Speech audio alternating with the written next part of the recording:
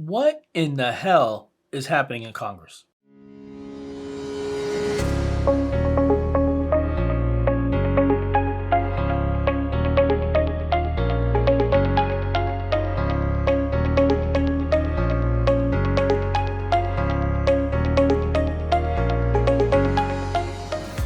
All right, so I plan on speaking about mortgages today because obviously that's my job. I'm a mortgage loan officer. But an historic event happened yesterday. For the first time, the Speaker of the House was voted off the island. All right, basically, Congress basically said, we're better off without you. Let me tell you why this is such a big deal and no one else is saying this. Three reasons. One, nobody is raising their hand to become the next Speaker of the House. That will obviously change, but at the moment, nobody's saying, I do. Two, this vote proves that Democrats don't care about what's right, and I'll explain. And three, my bet is that we will have a government shutdown. All right, so let's get started with reason one, why nobody is raising their hand to be the next speaker.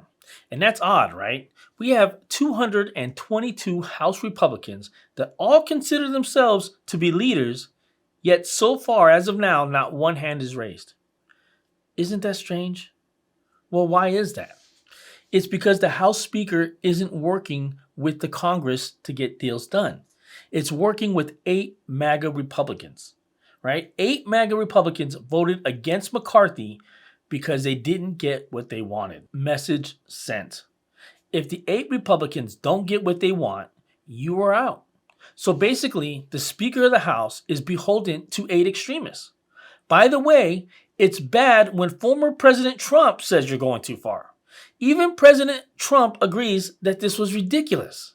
How far right do you have to be to exceed President Trump?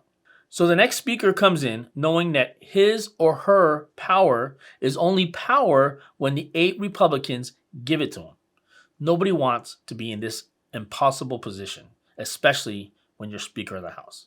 Second reason, the Democrats are awful and is putting this country at risk. Okay, so McCarthy's working with the Democrats right now, right? We all know that. He was working with the Democrats to give them what they wanted. Funding for Ukraine? Check. Immigration reform? Check. Keeping everything else as normal? Check. So why did 208 Democrats vote no with the Republican speaker that was working with them to the detriment of his own position? It's because they want chaos. They want to make the Republicans look stupid even though they were winning. So this is what happened. Knowing that McCarthy's job was on the line and knowing that only the Democrats could save him, they used it to their advantage. They went to McCarthy and said, listen, hey, McCarthy, dog, you want to keep your job? Here's another list of demands that must be done. Take it or leave it. Of course, those demands obviously were going to be way too much. He couldn't accommodate them. So 208 Democrats voted no to a man that was reaching across the aisle. And the Democrats know that whoever gets voted in as the next Speaker of the House has to listen to the 8 far-right extremists. What that means is that there will be little to no deal making. The Democrats will get to say that the Republicans are extremists and that they don't truly care about the country. So the Democrats will win this battle. The country loses the war. Great job. And third reason, a government shutdown is all but imminent. First, nothing's going to get done in the House until the Speaker has been elected, right? They're not planning on voting for that Speaker until next week. Assuming the next Speaker is elected at the beginning of the week, that gives Congress less than 40 days to come up with a new plan with regards to the debt ceiling. And what kind of plan? One that is going to be far less than what was originally given by McCarthy. And the Democrats know this.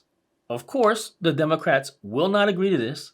They won't come to any conclusion and then government shut down under a Republican-controlled House.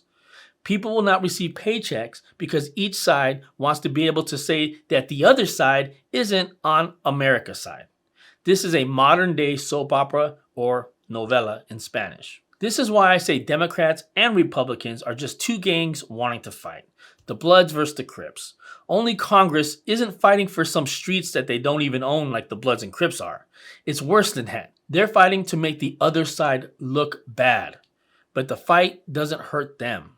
It hurts America. That's all I've got for you today. I'll try and keep you guys posted to the best of my ability. Please remember, life's not meant to be, it's meant to create. Too strong.